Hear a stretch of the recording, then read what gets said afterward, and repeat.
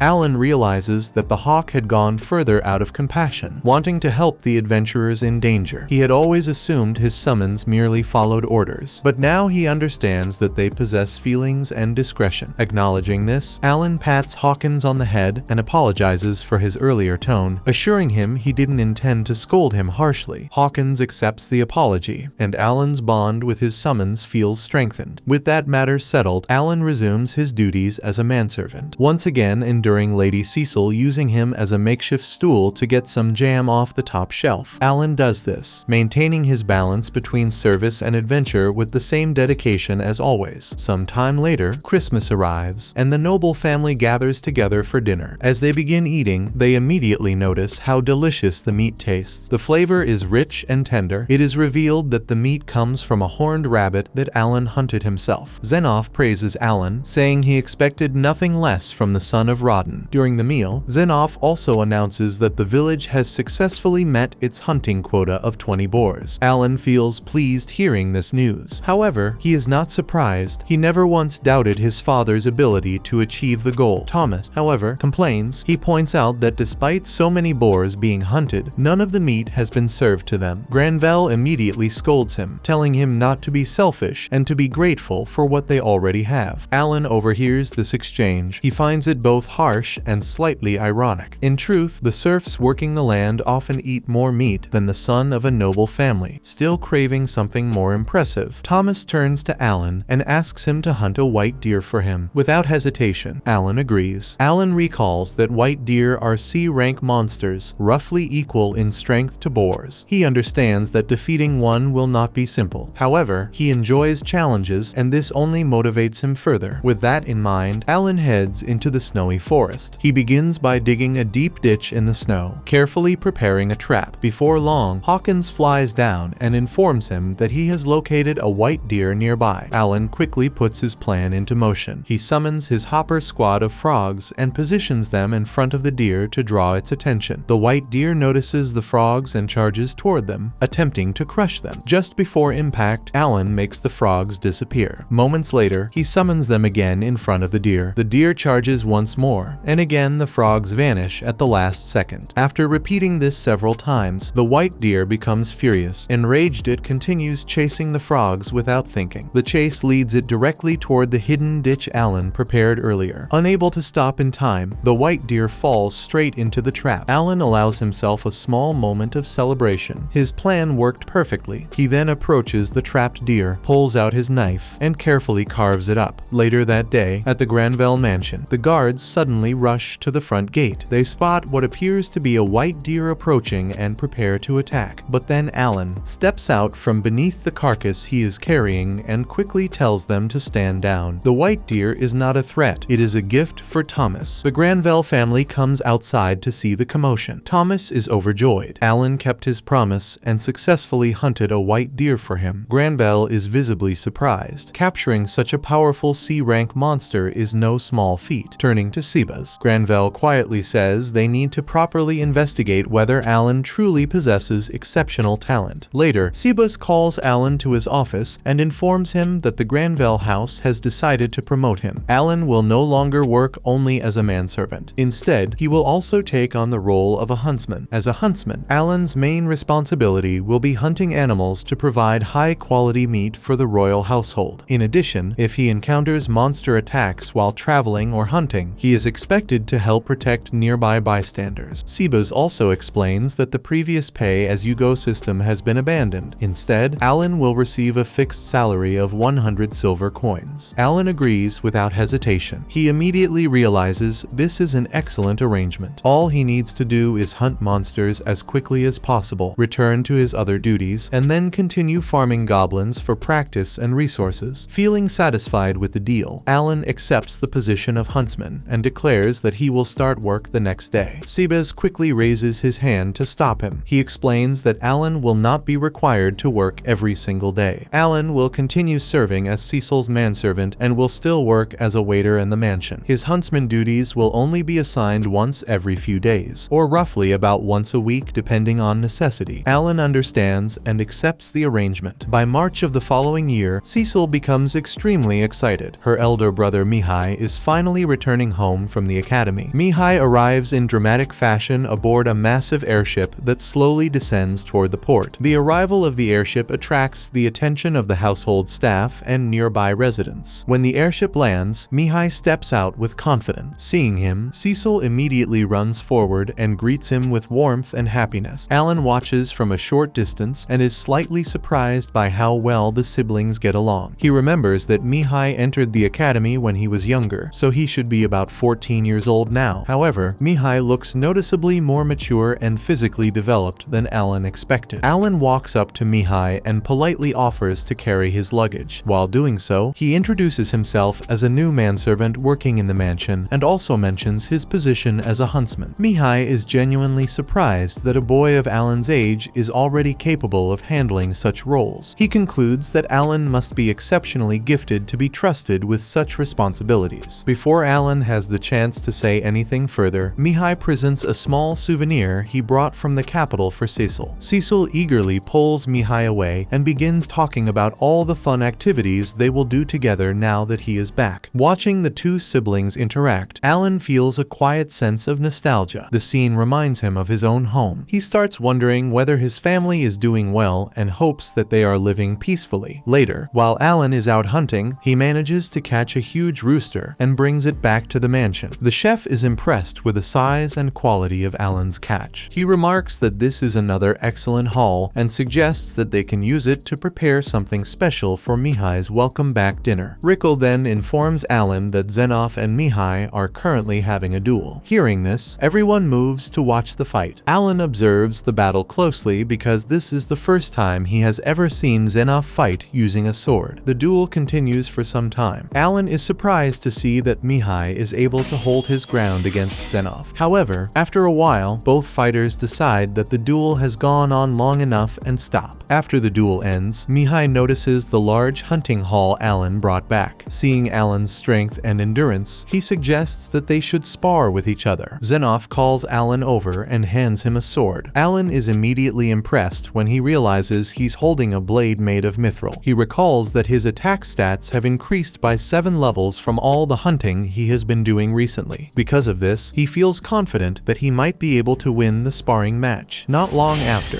the duel begins. Unexpectedly, Mihai is much stronger and faster than Alan anticipated. Mihai takes the offensive from the very beginning and controls the pace of the fight throughout the match. Despite Alan's efforts, he is defeated. Alan accepts his loss and admits that Mihai is on a completely different level. He realizes he never really stood a chance in the fight. Cecil and Thomas quickly run over to Mihai and congratulate him. They tell him that he has become much stronger than when he was last at the mansion. Mihai explains that his strength improved because he cleared a dungeon during the summer. He also mentions that he received swordsmanship training from Diverg, the famous sword master. Listening to this, Alan quietly reflects that this must be what living life on easy mode feels like. Before leaving, Mihai mentions that he will not be returning until next summer. Hearing this, Alan asks him to promise that they will spar car again when he comes back. Mihai agrees, but he also tells Alan to look after Cecil until he returns. Alan is slowly growing frustrated with his situation as Cecil's servant. His main goal is to help his family escape poverty as quickly as possible. If he had the freedom to choose, he would prefer to hunt monsters every single day. He begins thinking about how he can leave his current position without bringing shame to his father or damaging his family's reputation. A few days later, Mihai returns to his academy. Cecil feels especially sad watching him leave. A month later, Viscount Carnal visits Baron Granvel's residence. Alan serves both of them while remembering what Rickle told him earlier. Carnal holds the title of Viscount and governs the neighboring fiefdom, placing him one rank above Granvel in terms of social standing. Rickle does not know the exact reason for Carnal's visit, but he quietly warns Alan to remain cautious. The Granvel and Carnal families have been in conflict for centuries, and tensions between their territories have never fully settled. Carnal governs the White Dragon Mountains. Rickle gives Alan a brief explanation of the situation there. The White Dragon Mountains are rich in mithril deposits, a rare and valuable metal. However, extraction has been impossible because a powerful dragon inhabits the region. Its presence makes mining operations far too dangerous. As a result, the Granvel fiefdom has suffered a significant economic downturn. Hearing this, Alan realizes that the issue is far more complex than a simple territorial dispute. Setting that aside, Baron Granvel gets straight to the point. He asks Carnal why he truly came, stating that there is no reason he would travel such a distance merely to enjoy a meal. Carnal confirms this. He explains that his youngest daughter recently completed her appraisal ceremony and he has come to announce the results. After hearing this, Alan begins to hope that Mash possesses a talent, especially since he showed such skill with the spear. With a satisfied expression, Carnal reveals that she is talentless. He then reminds Granvel that 2 of his 3 children possess talents. He adds that it must be unfortunate to be in Granvel's position. Granvel responds with restrained resentment and visible jealousy. Alan is confused. He had always believed that having a talent was something to celebrate. During the appraisal ceremony, he saw commoners rejoice when they received a talent and feel devastated when they did not. He begins to wonder why the situation appears reversed among nobles. Perhaps talents come with certain political or social complications for aristocratic families. After delivering his message, Carnal departs in his carriage. A few months later, October arrives and Alan is already 9 years old. On his day off, he visits the Adventurers Guild and meets up with Raven and his party. He tells them that he wants to start taking on C-rank monsters. They react with shock. C-rank monsters are considered dangerous even for many adult adventurers. However, they acknowledge Alan's skill and suggest that he at least acquire proper armor first. They take him to an armor shop and show him a variety of equipment. The piece that stands out most to Alan is a red armor set. He chooses it and heads out immediately to begin hunting. Hawkins scouts ahead and locates a sleeping C-rank orc. Alan releases his Tama squad, and together they defeat it without much difficulty. After carving the boar, he gets a C-rank magic stone and feels proud of accomplishing this largely on his own. Still, he reminds himself to remain humble. His defeat against Mihai proved that he still has significant room for growth. Shortly afterward, Hawkins signals that he has located another C-rank monster. Alan rushes over and discovers that it is a C-rank armored ant. He immediately deploys his saber-toothed tigers, but their attacks have no effect against its hardened shell. Quickly adapting, Alan releases his butterflies, causing the creature to fall asleep. As it collapses, he pulls out his dagger and attempts to finish it off, but its shell proves far too durable. Suddenly, the armored ant awakens, and Alan frantically stabs at it again and again, until he finally manages to bring it down. His grimoire displays the usual reward statistics. Everything appears normal at first. However, he notices something unusual. His intelligence stat is extremely high. He begins to wonder if this means he might be capable of casting spells. Curious, he asks Cecil to summon a professor to test his magical aptitude once he returns to the mansion. Cecil doubts it will amount to anything, as Alan has never shown magical aptitude before. The professor places a crystal ball in Alan's hands and instructs him to focus. After several attempts, the crystal ball shows no reaction. The conclusion is clear: Alan cannot use magic nor cast spells. Even so, he remains puzzled. If he lacks magical ability, why is his intelligence stat so high? The next day, the Granvel family is sitting together eating lunch when Rickle rushes into the room with urgent news. He tells them that a murder Murdergalsh is heading toward the town and will arrive in about 2 hours. Granvelle is shocked to hear this. He immediately tells Sebas to call on Xenof to handle the threat, but Sebas delivers bad news. Xenof is away on a mission and will not return for another 2 days. Granvelle does not waste time feeling sorry about it. He tells Sebas to gather the adventurers in town instead and to begin moving the citizens outside the gate to safety. Then Alan speaks up. He tells the group that he will go and help hold off the Murdergalsh. Before he can say another word, Cecil cuts in and tells him to forget about it. He is her manservant, and she will not have him throwing himself into danger. It is easy to see that she has grown to care about him, even if she would never say so out loud. Alan listens to her, then calmly reminds her that he is no longer only her manservant. He is also the official huntsman of the Granvelle family, and that role comes with a duty to protect. Alan heads straight toward the danger, while the people of the town run in the other direction. He knows exactly what a Murdergalsh is. It is a B-rank monster, which means none of the adventurers currently in town stand a real chance against it. If he does not stop it, no one will. There is one serious problem. Alan used up all of his mana points during his expedition earlier that morning. He has nothing left to work with and will have to wait for his MP to refill before he can use his abilities. When Alan reaches the gates, he spots a merchant standing next to a guard, pleading desperately for help. The man explains that his family is stuck inside a carriage that the Murdergalsh is closing in on. Alan looks over and sees the monster tearing into one of the horses nearby. The man's family is still right there, completely exposed and seconds away from being attacked. Alan does not hesitate. He steps forward and summons a metal ball, then hurls it with enough force to destroy one of the monster's eyes. That gets its attention. Alan then takes off running into the forest, pulling the Murdergalsh away from the town and the people still in danger. The monster takes the bait and goes after him. With no MP left, Alan has no special moves to fall back on. For now, all he can do is keep running. The Murdergalsh suddenly lunges at him, but Alan jumps out of the way just in time. As he catches his breath, he notices something unsettling. The monster is wearing a strange smile, almost like it is toying with him and enjoying every second of it. Right at that moment, his MP finishes refilling. Alan wastes no time. He begins summoning his creatures, creating 36 copies of Papillons, and orders a few of them to put the Murdergalsh to sleep. But the sleep effect does absolutely nothing to the monster, so he summons additional butterflies. Yet the monster remains completely unaffected. Alan is stunned. He has no other option right now, so he keeps running deeper into the forest for hours. Even so, he manages to find something to feel good about. He has successfully pulled the Murdergalsh far away from the town, and the people there are safe. That counts for something. The monster continues to chase him through the trees until Alan finally manages to shake it off. He finds a spot to rest and lies low, staying completely still so the Murdergalsh cannot find him. He thinks through the situation. He has dragged the monster far enough away from town, and he cannot figure out a way to actually defeat it right now. The smartest move is to head back. Alan reaches into his storage and pulls out a red cloak, getting himself ready for the journey home. But the Murdergalsh hears him. The small sounds he makes while getting ready are enough to give away his position, and just like that, the chase starts all over again. Alan runs as fast as his legs will carry him with the monster right behind him. 3 days later, Alan drags himself toward the town gates, limping and barely holding together. One of the guards spots him, who rushes over and reaches him just before his legs give out completely. Sometime later, Alan wakes up inside the Granvelle house. Cecil and Sebas are both standing over him. Cecil immediately scolds him, telling him just how much he made her worry. Alan apologizes to her. Sebas then asks him if he remembers how he made it back. Alan says he does. He tells them how the Murdergalsh chased him through the forest for 3 full days before he finally made it home. Sebas informs Alan that Granvelle will need a full report of everything that happened. Alan agrees without hesitation. A few hours later, Alan stands before Granvelle and walks him through every detail of what took place. Xenof is also in the room listening. Even though Alan never managed to fully defeat the Murdergalsh, Xenof is clearly impressed. Holding off a B-rank monster for 3 days with no backup is no small thing. In recognition of what he did, Granvelle awards Alan 10 gold coins. On top of that, the family from the carriage that Alan rescued sends another 10 gold coins as thanks. Alan stares at the coins and feels a rush of excitement. With this much money, he realizes he will finally be able to buy himself a new mithril sword. Alan heads out the next day to resume his monster hunting. He brings brings his brand new mithril sword along and wastes no time putting it to the test. The very first monster he comes across goes down faster than anything he has managed before. He collects the magic stone from it and then decides to run a little experiment that has been on his mind. He calls down 2 of the hawks he has summoned while instructing a third to stay up in the air and fly away from the area. He places one of the 2 grounded hawks back into its card and sets 3 items on the floor in front of him. He puts one of those items into a bag and shows the hawk still standing on the ground which item he placed inside. Then he resummons the hawk he returned to its card earlier, the one that never saw which item went into the bag. He asks it the same question. It answers correctly. Next, he calls back the hawk he sent flying away and asks it the same question. This one has no idea. Then Alan summons a completely fresh hawk and asks the same question. This one also gets it right. Finally, he summons a bird from a different species entirely and asks the same question. That one has no clue. Alan turns everything he just observed over in his head and reaches a clear conclusion. Summons of the same species are able to share knowledge with each other. Brand new copies of the same summon are born already carrying that shared knowledge, but summons from completely different species have no access to it at all. The full weight of what this means hits him hard. When one of his summons dies, everything it learned and experienced gets passed on to the next one. His summons are far more powerful than he ever gave them credit for. A few months later, Mihai has come back for a visit. The 2 of them are seen sparring together, trading blows back and forth. Despite everything Alan has put in over the past several months, farming C-rank monsters and grinding his way all the way up to level 28, Mihai is still beating him in a sword duel without breaking much of a sweat. Alan is furious. He cannot figure out what it is going to take to finally come out on top against him. Later that evening, the Granville family is gathered together at the dinner table when one of the guards bursts into the room with urgent news. He announces to everyone present that the white dragon has migrated. The entire room goes still. Even Granville looks shaken. He asks the guard where it is heading. The guard replies that an eyewitness saw the dragon leaving its nest and flying in the direction of the carnal fiefdom. Granville takes a moment to process this and then decides it is actually good news. The white dragon living in their fiefdom is the very reason they have been unable to mine mithril for close to 100 years. Now that it has left, they will finally be free to start mining again for the first time in a century. Zinov is quick to bring everyone back to reality though. He points out that they cannot simply walk into the forest and start digging. The area is still packed with dangerous orcs and all kinds of other monsters. Before any mining can begin, the forest and the surrounding mines will need to be completely cleared out first. Mihai asks Zenov if he can help clear out the monster on the way to the mines. Zenov refuses, explaining that the white dragon could return at any moment and the mountains will also be filled with high-ranking monsters. Alan hears all of this and feels a knot forming in his stomach. If the forest gets cleared, he loses his entire hunting ground. All of the monsters he has been relying on to level up and grow stronger will be gone. Alan knows he needs to come up with a new plan and that the clock is ticking. A couple of days later on his day off, he heads far out from the town. His MP is completely full and he has picked up a good number of new skills recently, so he decides today is the perfect day to sit down and really dig into what he is working with. He is genuinely excited about it. The skill that catches his attention the most is the share skill. He summons Hawkins and tries it out straight away. The moment it activates, he can see through both his own eyes and Hawkins' eyes at the same time. He discovers it goes even further than that. He is also able to share the special abilities of his summons directly. Alan immediately recognizes how powerful this is. He tries using 4 Hawkins at once and it works. He gets a little carried away and tries to connect with as many summons as he can all at once. The result is a sharp and painful migraine that forces him to stop. That was too much to take on at the same time. Once the pain fades, he works out that 5 summons seems to be the limit of what he can handle. Something about that does not sit right with him though. He can summon up to 50 creatures at once, so why can he only share with 5? He opens his grimoire and looks closer at his stats. His intelligence stat is sitting at 111, and that is the number that controls how far the share skill can reach. He summons 6 of the bird creatures, which are known specifically for their high intelligence. Just as he expected, his intelligence stat climbs to 1,250, and he is now able to use the share skill across 6 summons at the same time. Alan finally understands what the developers had in mind when they built a summoner class around such a high intelligence stat. It was always meant to work this way. Alan has also recently unlocked the ability to summon D rank monsters. He calls a few of them forward and tests the share skill on them as well. It works perfectly. That realization leads him to another one. There is really no reason for him to go out and hunt in person anymore. He can direct his summons from a safe distance and let them do all the work for him. He puts the idea into action immediately, sitting back and guiding his summons remotely as they move through the area and take down nearby monsters one by one. It works exactly as he hoped. Next, Alan turns his attention to his new summon Tatarot and its ability to restore MP. Tatarot uses its skill and transforms into a small piece of fruit. Alan picks it up and holds it in his hand. It dissolves into his body and his MP refills completely in an instant. This is a huge deal. Alan puts it all together in his head, with his summons able to hunt on their own and Tatarot able to keep his MP topped up. He can effectively farm monsters every single day of the month without ever needing to leave the house. The thought genuinely delights him. Before he sends them off though, he makes one thing absolutely clear to all of his summons. They are to avoid human adventurers at all times. Even if one of them is attacked first, they are not to fight back under any circumstances. On his way home, one more idea comes to him. He takes control of one of his flying summons and steers it back toward the house to check in on everyone. Through its eyes, he sees Krina and Dagora in the middle of a sparring session. Later on, he spots his father working in the field. Afterward, Alan sees his mother and Mula inside the house. Everyone looks to be doing just fine, satisfied that they are all well. He guides the summon away. Before it leaves, he drops a single gold coin for them. He makes a quiet promise to himself that he will bring more every month from now on. Some time passes after that, and the Granvelle family sits down together for breakfast. Granvelle takes a moment to commend Xenoff for the work he has been putting in recently, then turns the conversation to the mines and asks where things stand. Xenoff says that the mines sat untouched for so long that monsters moved in and made them their home, and it does not stop there. The mines connected to the nearby villages that served as mithril refineries have also been overrun by orcs and goblins. His best estimate is that getting even the closest mine operational again will take around 3 years. Granvelle knows it will not be simple. Even so, he makes it clear to Xenoff that he wants it done as quickly as possible. Alan sits at the table and quietly takes note of something. Granvelle seems unusually impatient about this, which is not like him at all. Granvelle then shifts his attention and asks what Viscount Carnal has been doing throughout all of this. Xenoff tells him that the Viscount apparently tried to push ahead with mining operations even while the White Dragon was still there. Word has it that every miner he sent in was met with the dragon's fury and burned to ash. Granvelle takes that in and tells Xenoff that they need to move carefully from here. With the Viscount's mines completely shut down, there is no telling what the man might do next. Alan processes all of this and feels the reality of the situation settle on him. The knights are genuinely going to move through the area and wipe out the monsters. He does some quiet thinking of his own. He has 2 years left before he turns 12, at which point he plans to leave the Granvelle family and begin his life as an adventurer. Until then, he intends to spend that time doing something useful and clearing out as many monsters as he can in return for everything the family has given him. Just then, his grimoire lights up. It notifies him that one of his summons just took down an orc, earning him 15,000 experience points. He has made the most of the past 6 months, and this is the result of it. On his next day off, Alan is deep in the forest, directing his summons and making full use of their individual abilities to tear through a large group of goblins in very little time. Alan has made up his mind about these goblins. As long as they are out here, they will keep hurting people, so he is going to wipe them out completely. He sends his Teddy squadron in first to pin the goblins down and then uses them to finish off the entire group. A short while later, the Goblin King shows up, clearly trying to put some fear into the Teddies. Alan is not even slightly concerned. His bears have been trained to handle C-rank monsters without breaking stride. This is not a challenge. By the time the dust settles, he has gained thousands of experience points from the battle alone. He thinks about it for a moment and figures that sounds about right given that he just cleared out well over 100 goblins. This is going to be his approach going forward. He will move from one orc burrow to the next and keep clearing them out until there are none left. By March of the new year, it is time for Mihai's visit. Sissel comes out to welcome him, and there is an extra layer of excitement about it this time. This is the year Mihai finally graduates, which means means he will be living with them for good from now on. Straight after the greeting, Mihai fixes Alan with a cold look and tells him he wants a duel. Alan agrees on the spot. He feels something he has not quite felt before going into one of these. He is 10 years old now, which means the restrictions on his stats have been fully lifted. This is the strongest he has ever been. If there was ever a moment to finally beat Mihai, this is it, and he has no intention of letting it slip by. Before the duel gets underway, both Cecil and Thomas are watching Mihai and can tell without saying a word to each other that something about him is off today. The duel begins. Alan is moving at nearly twice the speed he managed last year. It is a genuine improvement and it shows, but Mihai reads every single attack, blocks each one cleanly, and when the moment comes, he counters with one sharp move that sends Alan's sword flying out of his hand. Mihai wins. Alan stands there in silence, genuinely struggling to understand what just happened. After everything he has put into training, after all the skills he has built up, he still lost. He wonders if the answer lies somewhere in his agility, or whether a sword mastery buff might close the gap. Mihai tells him what he always tells him, that he is noticeably stronger than last year, and this time he even had to work hard enough to break a sweat. Alan reaches out his hand. Mihai looks at it, but instead of accepting it, he walks over to speak with his father instead. Granvelle watches his son approach and tells him plainly how proud he is of how far he has come. Cecil walks over to Alan and tells him he performed well out there. She also points out that Mihai is still well beyond him, which is simply the truth. She then suggests that now that Mihai is home, Alan should take the opportunity to get proper sword lessons from him. Alan thinks that is a great idea. Then Mihai walks back over to the group and tells them that what he is about to share may be difficult to hear. He has a royal duty to fulfill, which means he will not be coming home anytime soon. Thomas and Cecil both ask what kind of duty it is. Mihai tells them it is confidential. All he can say is that he has to leave tomorrow. Cecil stares at him, unable to find words. Then she turns to look at her parents. The guilt written across both of their faces tells her everything she was not just told out loud. Mihai drops to one knee in front of Cecil and makes her a promise. He will be back in 3 years, and when he returns they will have all the time in the world together. Alan stands there listening, and something begins to click into place. He thinks back to Granvelle's encounter with the Viscount and the way noble families tend to prefer children without exceptional talent. This royal duty that Mihai has been called away for is connected to all of that somehow. Alan does not have the full picture yet, but what little he can piece together does not sit well with him. The day of Mihai's departure arrives. He says his goodbyes to the family one by one. Then, just as he is about to step into his carriage, he pulls Alan aside and asks him quietly to look after Cecil while he is gone. Then he gets in and the carriage rolls away. Alan stands there replaying those last few seconds in his head. He could have sworn that Mihai was trembling when he leaned in to speak to him. He tells himself it was probably just his imagination. By May of the following year, Alan has worked his way through nearly every orc burrow in the surrounding area and has climbed to level 35. Now only one remains, the last one and the biggest. He coordinates his summons carefully and moves against the orc village with everything working together in sync. Suddenly, a pair of archer orcs fire at him, so Alan immediately orders his soldiers called Braun to shield him from the incoming attack. After that, he summons 2 spiders to ensnare the orcs in their sticky webs. After defeating the orcs, Alan enters the village, but the moment he steps inside, 200 furious orcs begin charging toward him. Seeing this, he thinks it is the perfect opportunity to farm more experience points. He immediately orders all of his summons to attack. After that, Alan checks his grimoire. The experience points make him light up. The numbers are exactly what he was hoping for. Everything is going to plan, though Alan does notice one thing he was not quite expecting. The orcs are putting up a much harder fight than the goblins ever did. Then a ball of purple energy comes flying straight at him. He barely gets Braun in place in time to block it. He looks up to find the source and sees not one but 3 mini orc kings staring back at him. That stops him because it doesn't make sense. There is only supposed to be one. Before he can adjust, another energy ball comes screaming in from behind and wipes out a cluster of his summons in a single hit. Alan pulls out his steel balls and starts launching them at the mage orcs. One of the balls strikes an orc and kills it instantly, but the orcs are quick learners. After seeing their comrade die, the others hide from Alan's attacks and start launching their magic balls from concealed positions. Meanwhile, a magic orc orc managed to warn his boss about the chaos outside. After that, the orc forces have now sent over 100 troops directly at Alan. He looks at the situation and decides that sitting back and defending is no longer an option. He needs to turn this into a war of numbers. He summons 20,000 of his teddies and unleashes them all at once. Slowly but steadily, the tide begins to move in Alan's favor. Just then, the real Orc King arrives. In a single strike, it takes out a group of Alan's summons as if they were nothing. Alan watches it happen and feels the weight of what he is actually dealing with land on him for the first time. This is what a B-rank monster looks like. Alan throws everything he has at the Orc King, summoning creature after creature as fast as he can manage. The Orc King tears through every single one of them before Alan can even finish bringing the next one forward. Then it turns its attention directly on Alan and sends an attack straight at him. He gets a block up just in time, but the force of it pushes him back hard and strips a significant chunk of his HP away. He reaches into his reserves and refills it quickly. He knows he is in real trouble. He is still working out what to do next when Xenoph appears out of nowhere and asks if he is alright. Alan stares at him. The knights were not supposed to arrive until tomorrow at the earliest. Xenoph explains that he noticed the smoke rising from the area and came to investigate. Alan looks around and realizes with a jolt that Xenoph has just seen all of his summons out in the open. He pulls them back immediately and dismisses them. Xenoph does not say a word about it. He just walks calmly toward the Orc King and tells Leibrand to deal with the smaller enemies while he handles this one. He approaches the Orc King without any visible concern and begins parrying every attack it throws at him, doing it cleanly and without effort despite the creature being twice his size. Leibrand moves at the same time, leaping into the middle of the magic orcs and using a single skill to wipe out the entire group without even appearing to strain himself. Alan watches both of them and cannot believe what he is seeing. He knew Xenoph was powerful, but this makes him reconsider Leibrand entirely. He starts wondering how he ever managed to lose a duel to Krina if this is the level he is operating at. Xenoph finishes it moments later,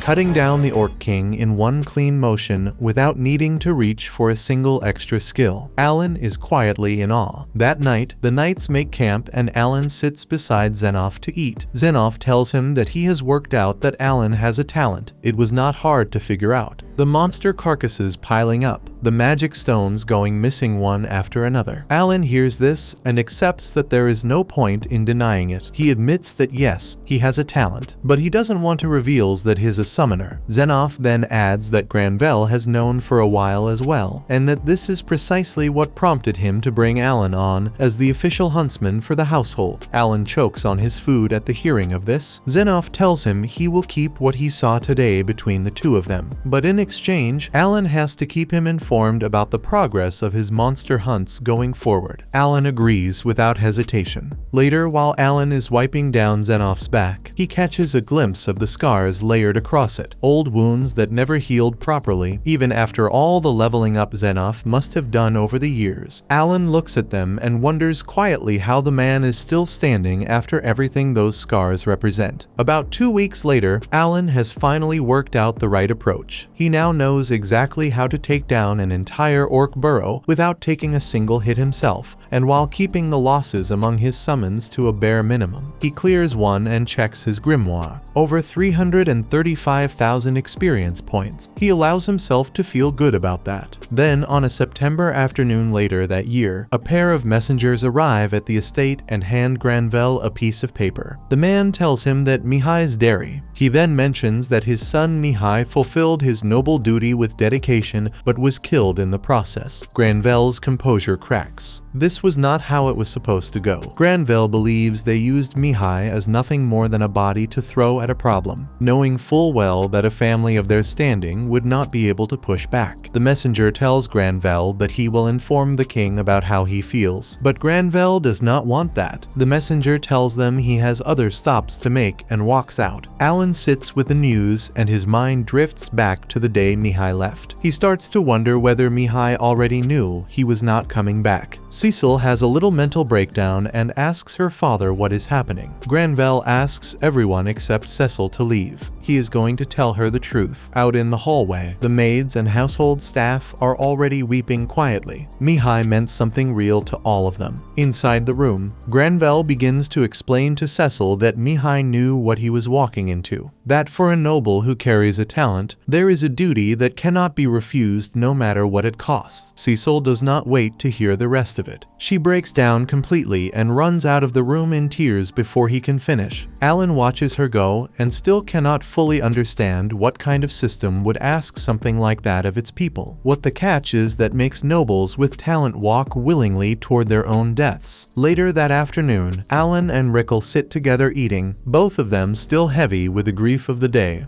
Then the maids start to notice that Cecil is missing. Nobody can find her anywhere, so the whole mansion begins to search. Alan moves quickly through the estate and notices that her window is open. She climbed down from it and left on her own. He tells Granvelle he'll look for her, so he takes off running immediately and makes a silent promise to himself. He is going to find her, and he is going to find her before she does something she cannot take back. That was episode 10. Subscribe to not miss the next part and watch the next video on screen.